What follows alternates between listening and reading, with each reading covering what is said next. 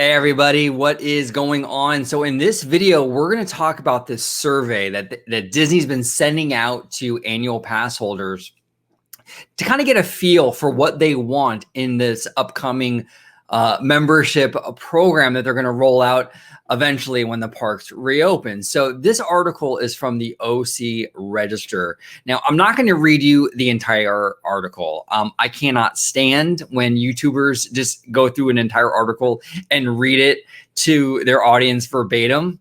You can obviously read. I don't need to read it for you, but I wanted to kind of go over and just touch upon some of the interesting points that are mentioned in this article. Okay, so let's dive right in. We got a lot to talk about.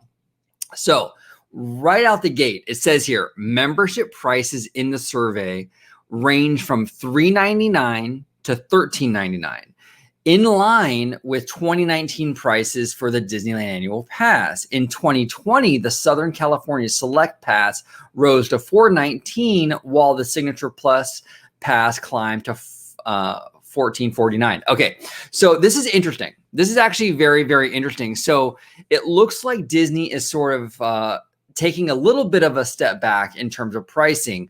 Not a whole lot, but a little, right? I mean, it looks like the prices for this new membership program that they're floating around, is more in line with the 2019 prices. So prices from like 2 years ago compared to what they were in 2020. That's good. I think that's necessary because really, if you're going to, and we're going to touch upon this as we go on, but if you're going to have a reservation-based system where people, are going to have a limitation as to how many times they can go a year, I think you do need to lower the price. Okay, I think you do. I mean, it goes without saying. So I'm glad Disney is at least acknowledging that in the survey. So that's good. That's really good, actually. Okay, so it says here, several of the membership options in the surveys offer blackout day tickets that can be used on days when a pass holder can't access Disneyland or DCA due to the blockout calendar. Memberships offered 1 or 2 blockout day tickets or none at all. Okay, so that's interesting. So if you're blocked out that day, you have the option to use one of your blockout day tickets. That's actually a pretty cool feature.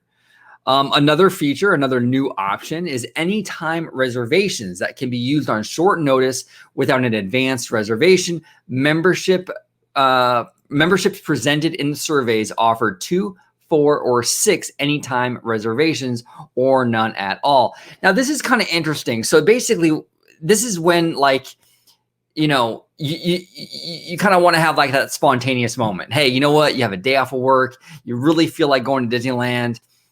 You didn't make a reservation like weeks in advance. You can use your anytime reservations to do that. You don't really need I guess you don't really need any reservation at all. I guess you just show up to the ticket booth and give them your card, your membership card. I'm not really sure because it says here that it can be used on short notice without advanced reservation. I don't know what they mean necessarily by short notice though. Like, do you have to log in and let them know right before you walk in the gates, or do you just show them your card and just say, this is a anytime reservation use? I don't know, but this is a cool option because for me personally, I actually like being spontaneous with my Disney trips. I don't like to plan too far in advance or over plan things. So this feature is actually good for me. I actually like this a lot. All right. So it says also new, dedicated entrances to Disneyland and DCA just for pass holders, although the option was not available with every membership in the survey. Now, this is going to survey very well. I can tell you that right off the gate. This is going to survey very well, and they're going to do this because every pass holder is going to say, yes, they want this. This has been something that I've been hearing from the community for a long time that they want. They want these pass holder entrances. I am very certain that that's going to pull very well, and they're more than likely going to end up doing that. Now, here is a really cool new feature. Discounts were available on friends and family tickets and for special events with some membership. Discount on food and merch range from 10 to 30% depending on the membership. Now, this right here, the discounts on food and merch, 10 to 30%, that's really kind of what it's always been. I mean, give or take, the food and merch that's the range, okay, that we've always had. So that's not really news, but this is news here. The friends and family tickets. This is gonna, again, this is like the pass holder entrance. This is gonna pull very, very well. I'm almost certain that they're gonna end up doing this. This is a great feature. I've had personal situations many times when I've wanted to go to Disneyland with a friend or a family, but that friend or family member isn't like a diehard Disney person, so they don't have an annual pass, right? So they have to buy a ticket. Well, this, with your new annual pass or new membership, you can actually get discounted friends and family tickets. This is a great, really, really great feature. I love this.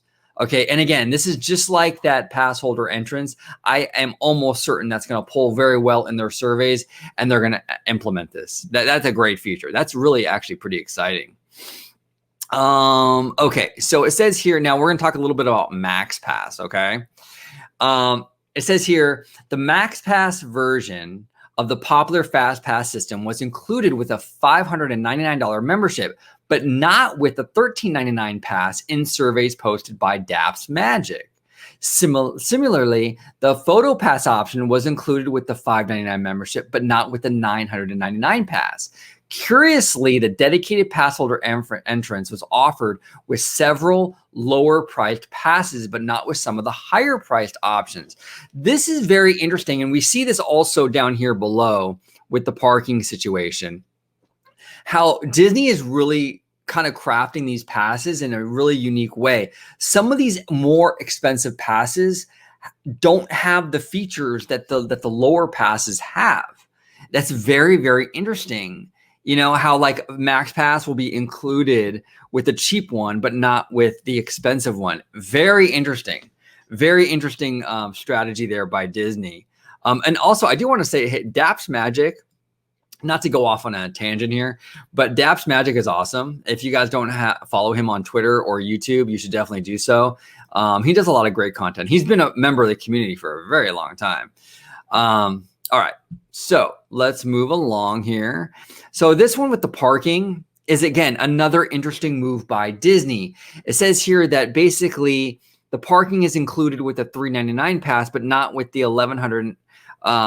not with the $1,200 pass. So basically, this is the kind of same situation with the Max Pass, where you're giving a perk to the cheaper pass, and you're not giving it to the more expensive pass.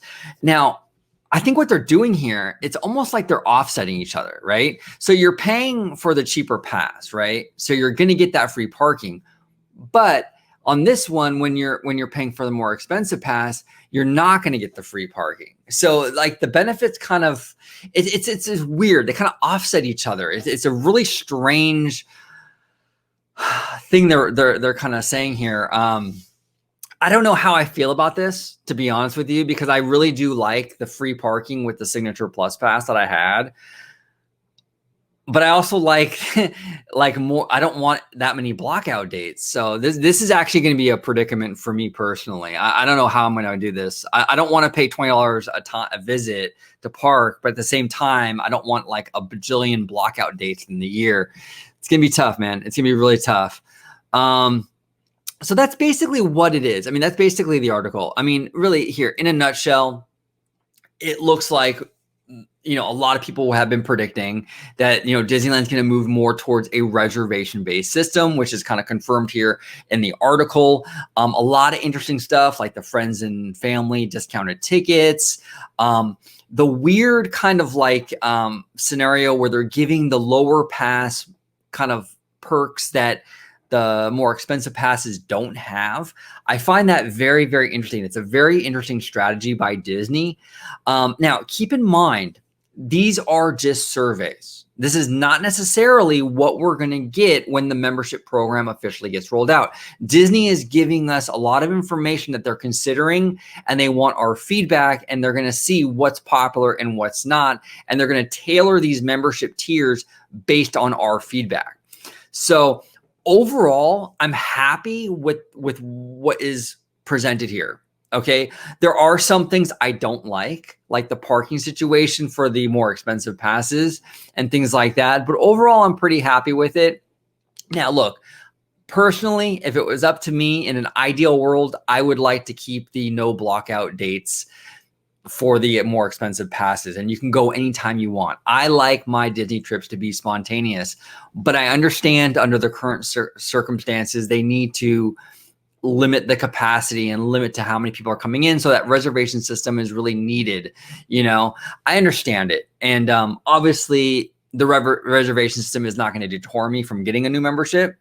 I'm obviously going to do it because I love the parks. I love going. But yeah, I mean, preferably I would rather not have that. But, you know, it's the climate we're in right now, and we all just kind of have to deal with it. But what do you guys think? I mean, this is pretty interesting. What do you guys think about the survey and what they're kind of giving us here? What are your feelings on it? I would love to hear from you guys on your opinions on all these different tiers and these pros and cons of each tier. I'd love to hear from you guys. Thank you all so much for watching. I do content on Disney parks, Marvel, a lot of WandaVision, Star Wars, all of it, all the time. And as always, have a wonderful, wonderful day.